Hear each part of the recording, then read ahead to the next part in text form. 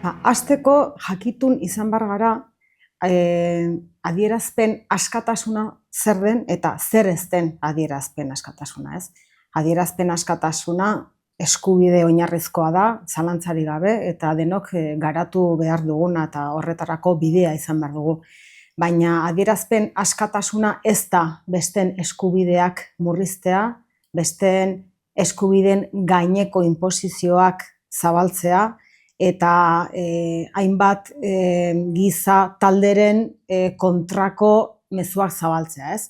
Dela emakumeon eskubideak, etorkinen edo pertsona migranten eskubideak, pertsona zaurgarrien eskubideak eta zapaltzea, hori ez da adierazpen askatasuna.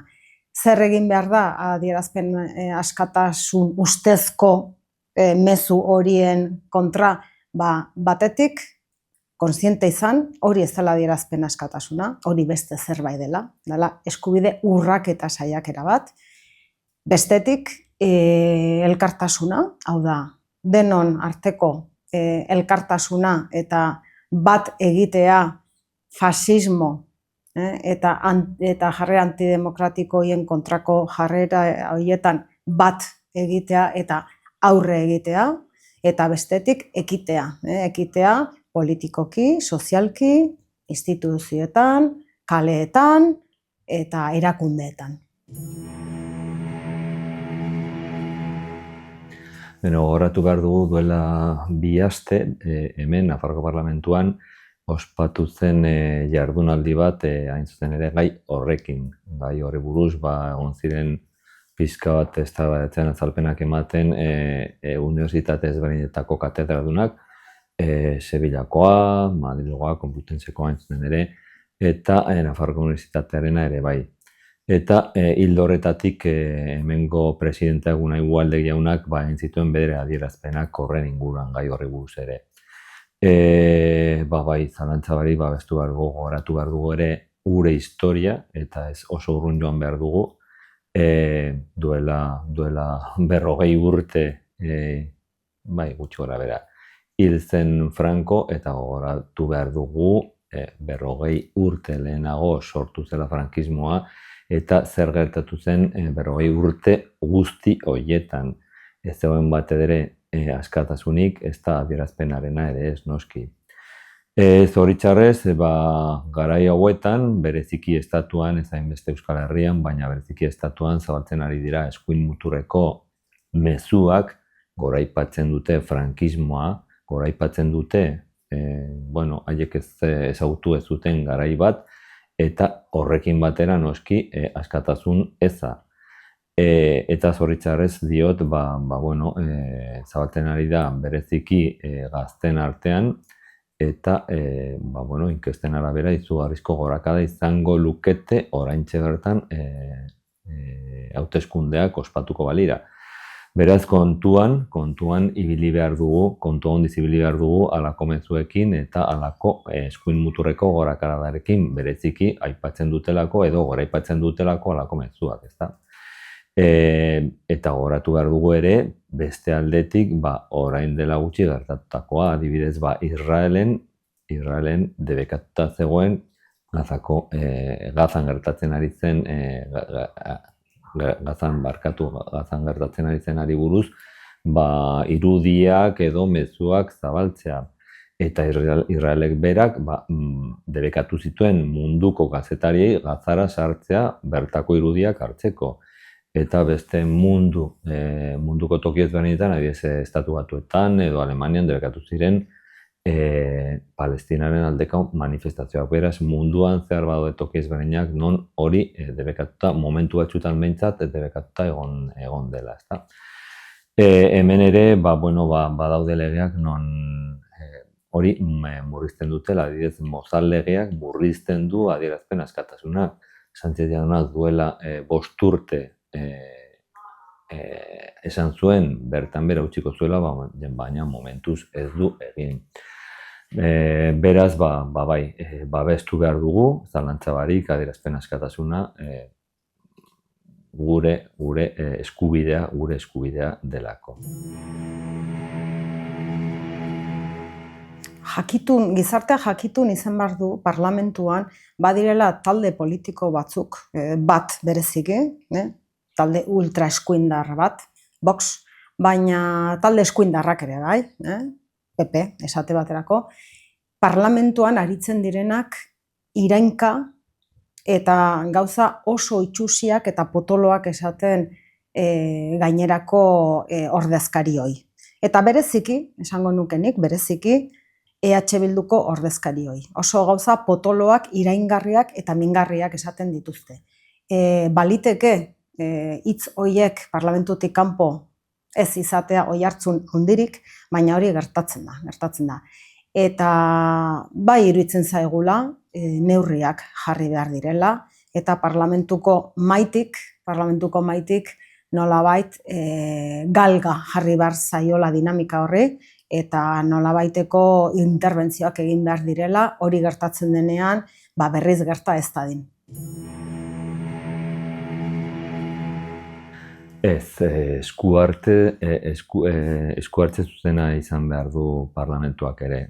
Pentsatzen du edo zein gauza ezin dela esan hemen parlamentuan, badakigu hemen hain zuzen ere hitz egiteko gaude, hain zuzen ere negoziatzeko, parlamentu hitzak berak hori adierazten du, ezta. Baina ez da onargarria edo zein gauza eta gertatu da, eta gertatzen ari da, zoritxarrez bereziki eskun muturraren aldetik, ezta. Joan den legealdian haiek ez zeuden parlamentuan eta nabaritu da izugarrizko gorakada zentzu horretan, ezta. Bereziki migranten kontrako mezuak zabaldu dira, baita ere emakumeen eskubideen kontrakoak, baita ere mezu homofoak entzun dira parlamentu honetan bereziki Voxen aldetik. Eta entzuntzen ere mezu horiek zabaltzeagatik, espediente bat irekizitzaion bere bozeramaileari eta horretan gaude, ezta. Eta presidenteak, parlamentuko presidenteak ere, behin baino gehiagotan bere diskursoak eten izan behar du, edo behintzat arreta deitu behar dio, entzuten ere, zabaltzen ari zen mezuengatik. Eta talde batzutan ere horiek ez entzuteko eta hainbatean protesta modua atera gara hemiziklotik, entzuten ere hori izan dudan bezala, bere mezuak ez entzuteko eta protesta modua gutxienez ikustarazteko ez gaudela ados berak esaten duenarekin, eta errepikatzen dut protesta modua egiteko. Adimen artifizialaren erabilera kontu zabala eta sakona da. Ez da bakarrik gai teknologikoa, da gai soziala, etikoa, politikoa, denetarik du, ez? Oso zabala da gaia eta erpin asko dauzka. Kontua da, adimen artifiziala erabili daitekela gauz on askotarako, informazioa izateko, informazioa zabaltzeko, informazioa demokratizatzeko, baina baita ere erabili daitekela mina egiteko eta ondorio kaltegarriak izan ditzakela, ez? Esate baterako buloak. Bai, uste dugu bulo horiek gelditzeko, kontrolatzeko neurriak jarri behar direla eta epe labur batean arautu egin beharko dela hori, buloek ez dezaten izan itsaso hain zabala adimen artifizialaren bidez. Egia esateko ez dakit, galdera oso zaila da, baina oso argi daukagu eraben adierazpen askatasuna babestu behar dugula, edo zein modutan, edo zein tokitan. Zein motako neurriak daitezken, ez dakit, nik ez dakite izun gehiago sartu behar diren adibidez sare sozialetan alako irainak edo gorroto mezuak zabaltzeagatik, edo sare sozialetan kontu bat irekitzeko kontrol zorrotzagoak ezarri behar diren, edo adibidez benetako identitatearekin, ongi dakigunez, orain edo zein sare sozialean, edo zein modutan ireki dezakezulako kontu bat. Ez zure benetako identitatearekin, baizik eta ez izenekin eta halako moduetan, ez da. Orduan ez dakit horiek bideak diren, horiek moduak diren, baina argi dago zorroztu behar dira kontrol horiek bereziki adierazpen askatasuna babesteko eta irainak eta gorrotometzuak saihesteko, ez da. Baina ulertzen dut zaila dela eta are zailagoa izango da hemendik aurrera adimen artifizialarekin, zabaltearekin, gero eta aukera gehiago izango dira lako gauzak egiteko. Ez dakigu noraino ailegatuko den adimen artifiziala, baina argi eta garbi dago mundu berriak zabaltzen direla eta gizarte beraldatzen ari denez, pentsatzen dugu modu berriak ere aztertu behar dira hori batean kontrolatzeko, bereziki irainak, gorrotometzuak hori kontrolatzeko. Bueno, gaur momentu ona da aurrekontu akordioari buruz hitz egiteko. Jakina da parlamentuak urtero onartu behar duela, hurrengo urterako aurrekontu legea eta gehiengoa behar dela horretarako. Gobernuan dauden 3 alderdiek bat egiten dute proiektu horrekin eta EH Bildu ez dago gobernuan, baina bere abstentzioari esker edo bidea ematen dio gaur egun gobernuan dauden 3 alderdiek aurrekontu hori osa dezaten edo aurrera atera dezaten.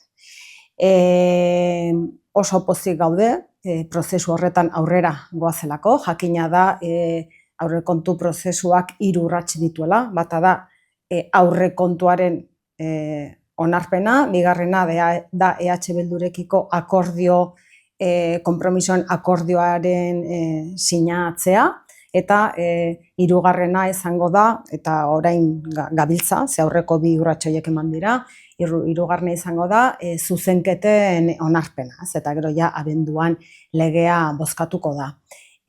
Aurrera goaz horretan, nabarmendu nahi dugu ez dela erraza izaten ari adostasunetara iristea, alderdi desberdinak gaude itsasontzi horretan, esan nahi dut, gobernuan dauden 3 alderdiak eta EH Bildu, gauza askotan ez gatoz bat, esate baterako fiskalitatean eta beste zenbait kontutan, hori jakina da, baina ahalegin handia egin dugu eta egiten ari gara bat egiten dugun gaietan aurrera jotzeko eta horretan lan egiteko, ez? Ze ardura oso handia da, batetik Nafarroari aurrekontu estabilitate bat ematea, ziurtasun bat, eta bestetik eskuinari eta eskuin muturrari galga jartzea eta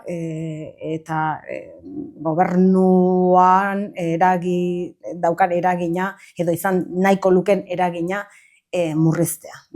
Beraz, pozik gaude, EH Bildurekin sinatzen den 7. aurrekontu akordioa da, 7 urte dinamika honetan ari garela, eta eskuina eta eskuin muturra gobernutik kanpo dauden 11. urtea izanen da, edo 11. aurrekontua.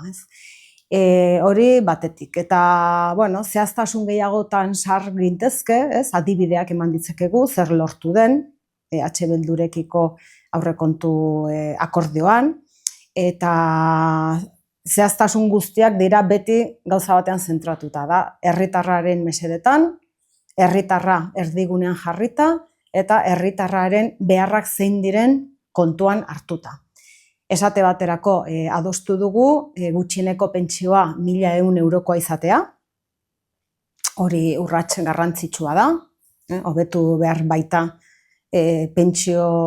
pentsioen zenbatekoa eta pentsio duinak behar ditugu, hori oinarrizko eskubidea da.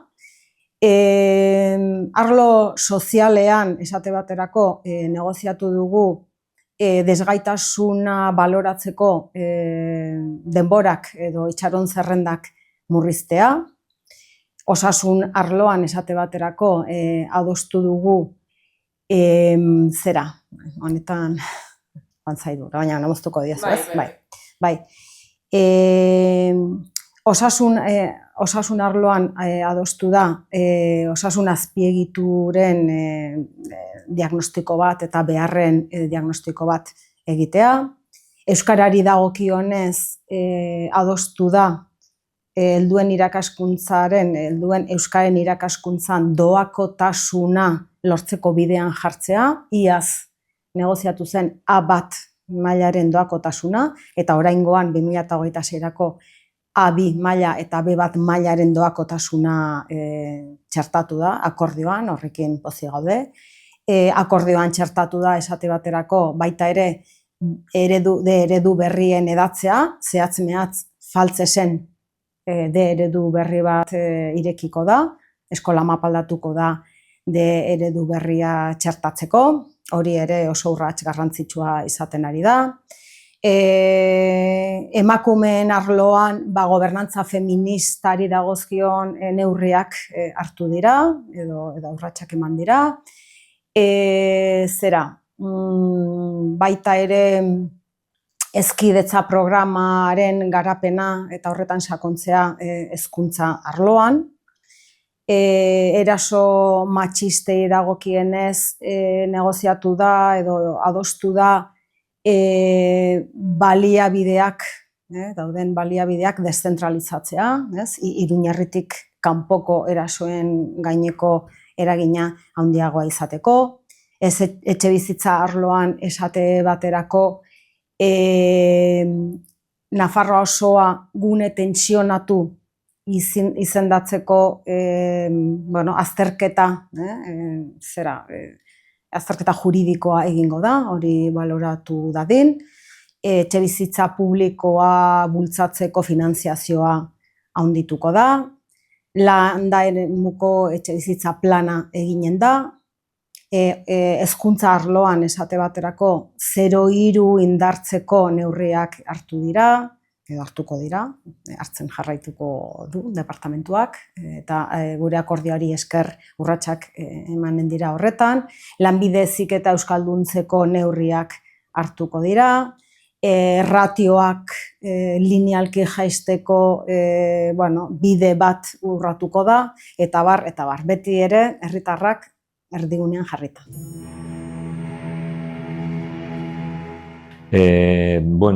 Dakizuenez, aurrekontuak ailatu ziren ja parlamentura, berehala hasiko gara horiei buruz hitz egiten hemen parlamentuan, eta horiekin batera normalean neurri fiskalak ere sartzen dira.